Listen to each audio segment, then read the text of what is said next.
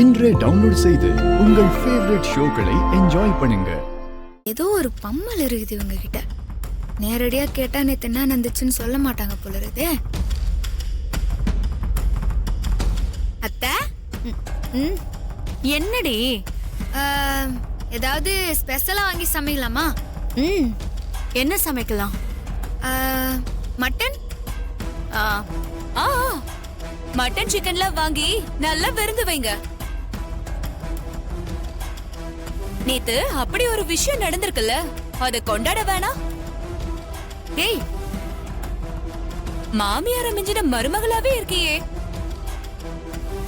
கம்பெனில பெரிய லாஸ் ஆனதுக்கு உன் மாமியார் பாயசம் செஞ்சாங்க. இப்போ உன் புருஷன் அடி வாங்கினதுக்கு நீ விருந்து வைக்க போறியா? ஏய், என்னடி பேசிக்கிட்டு இருக்க? முதல்ல நீங்க இருந்து போ. அத்தை, அமல் பேபி அடிச்சாங்களா? யார் அடிச்சா? இல்லம்மா. ஏன் சொன்ன அவங்கள திரும்பி அடிச்சிருவியோ? தப்பு பண்ணதுக்கு தான் அவன் அடி வாங்கினான். அதனாலதான் நாங்க எல்லாரும் அமைதியா இருந்தோம். அப்படி என்ன தப்பு பண்ண அமல் பேபி? உன்னை கட்டிக்கிட்டதுதான் அவன் பண்ண தப்பு.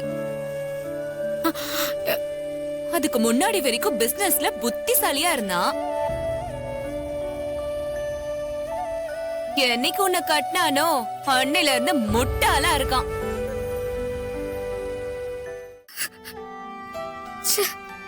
என்னாலதான் அமல் பேபி அடி வாங்கிக்கிறான். நான் பண்ணதுக்கு அவன் பழிய ஏத்திருக்கானே. சத்யா, அழாத சத்யா.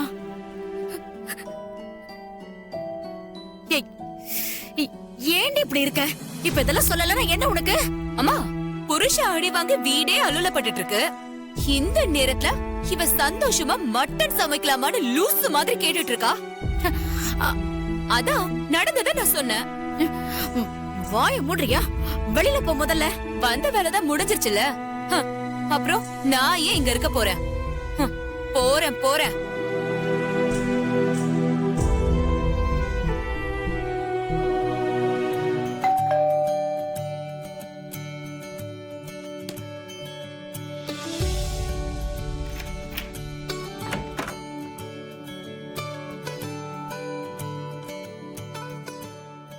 யார் வேணும்?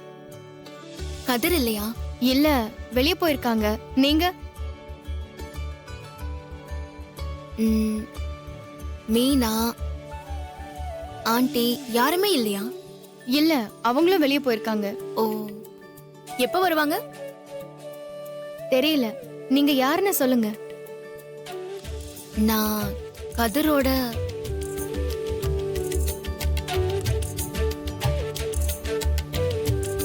ஃப்ரெண்ட். ஃப்ரெண்டுன்னா?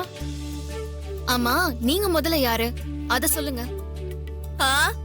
கதிர கட்டிக்க போறவ.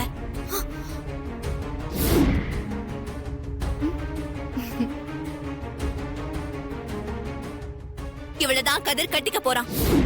இடையில கொஞ்ச நாளா என் அண்ணனுக்கும் எனக்கும் பேச்சுவார்த்தை இல்லாம போயிடுச்சு. அதுவும் உன் பிரச்சனை வந்ததும் நானே இறங்கி போய் என் அண்ணன் கிட்ட பொண்ணு கேட்க வேண்டியதா போயிடுச்சு. என்னால என்ன ஆண்டி பிரச்சனை? உன்னாலதான் உன் குடும்பமே வந்து மாறி மாறி எங்களை மிரட்டிட்டு இருக்காங்க. ஆண்டி ப்ளீஸ் ஆண்டி, கதிர் இல்லாம என்னால வாழ முடியாது ஆண்டி.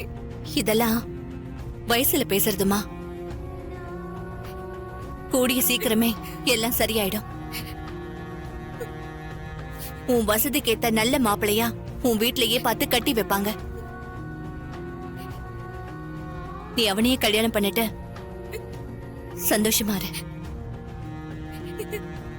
நீ தேவையில்லாம என் பையனோட வாழ்க்கையில தலையிட்டு அவன் வாழ்க்கையை கெடுக்காத. அவனை பத்தின 1000 கனவு இருக்கு. கதிர் இதுக்கு ஒத்துக்கல தானே? இப்ப பாத்துருக்கிற என் அண்ணன் பொண்ணு தங்க சிலை மாதிரி இருக்கா. அப்புறம் ஏன் அவன் ஒத்துக்க மாட்டேன்னு சொல்ல போறான்? பார்த்ததும் சரின்னு சொல்லிட்டான். உன்கிட்ட இதை எப்படி சொல்றதுன்னு அவன் தயங்கிட்டு இருக்கான்.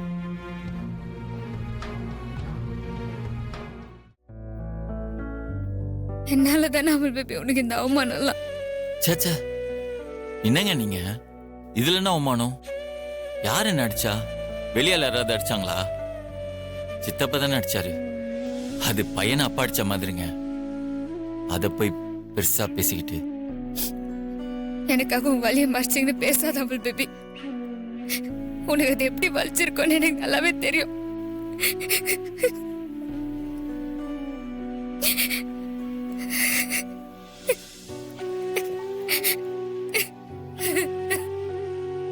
ரவுடி பேபி, ஐயா இது நாங்க புதுசா இருக்கு. ஏங்க அழலாம் செய்றீங்க? சாச்சா, இப்படி அலற ரவுடி பேபிலாம் எனக்கு பிடிக்கவே இல்லை. இப்படி எல்லாம் உங்களை பார்க்கவே முடியலங்க. ஏங்க அழுகிறதுலாம் உங்களுக்கு செட் ஆகாதுங்க. அழாதீங்க ப்ளீஸ். அழுவறத முதல்ல நிறுத்துங்க. இப்ப பாருங்க, நீங்க பண்ணதுல தப்பு இருந்தா நீங்க அழுவறதுல ஒரு நியாயம் இருக்கும். நீங்க ஒரு ஊருக்கே நல்லது பண்ணிருக்கீங்க. நான் பண்ணதுக்கு நீ ஏன் பழி ஏத்துக்கின்னு அவமானம் பண்ண அவள் பேபி? எல்லாராண்டியும் நான் தான் அது காரணம்னு சொல்லிடுறேன். ஐயோ ப்ளீஸ்ங்க, ப்ளீஸ் தயவு செஞ்சு இதை மட்டும் செஞ்சிடாதீங்க. இதோ பாருங்க, நானுன்றதுனால இதோட போச்சு. நீங்க தான் தெரிஞ்சதுன்னா இது வேற மாதிரி பிரச்சனை ஆயிடுங்க. இப்ப இந்த பிரச்சனை முடிஞ்சிச்சு. இப்ப நீங்க தான் பண்ணிருக்கீங்கன்னு சொல்லி திரும்ப இது வேற மாதிரி பிரச்சனை ஆக்க வேணாம். Hi sir, good morning. சொல்லுங்க sir. Sorry to say this Prabhu, இனிமே எப்பவுமே உங்களுக்கு பேட் மார்னிங் தான்.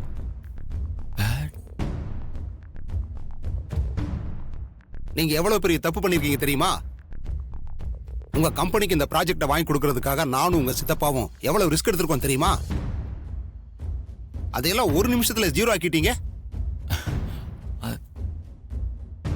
இல்ல தெரியாம தான் கேக்குறேன், இந்த ப்ராஜெக்டை எதுக்காக ஸ்டாப் பண்ணீங்க?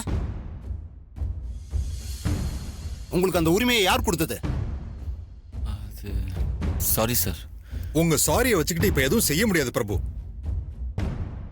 இப்போ உங்க கம்பெனி பொசிஷன் என்னன்னு தெரியுமா? இனிமே உங்க கம்பெனிக்கு கார்ப்பரேஷனோட டாய்லெட் கட்டுற ஆர்டர் கூட கிடைக்காது. உங்க ஒய்ஃபை வச்சு நீங்க ஸ்டே ஆர்டர் வாங்கியிருக்கீங்க. தப்புக்கு மேல தப்பு பண்ணிருக்காரு பாருங்க சார். இனிமே எங்களால எதுவும் பண்ண முடியாது. கவர்மெண்ட்ல இருந்து தன்னிலை விளக்கம் கேட்டு நோட்டீஸ் அனுப்பிச்சிருக்காங்க. இன்னும் ஒரு வாரத்துல உங்க வைஃபை வச்சு ஏன் ஸ்டே ஆர்டர் வாங்குனீங்கன்னு சரியான காரணத்தை நீங்க சொல்லலைன்னா உங்களுடைய கன்ஸ்ட்ரக்ஷன் லைசன்ஸ் கூட கேன்சல் ஆகிறதுக்கு நிறைய சான்சஸ் இருக்கு. சார் அது நான் அதை சொல்லிட்டு போலான்னு தான் வந்தோம். வாங்க போலாம் சார்.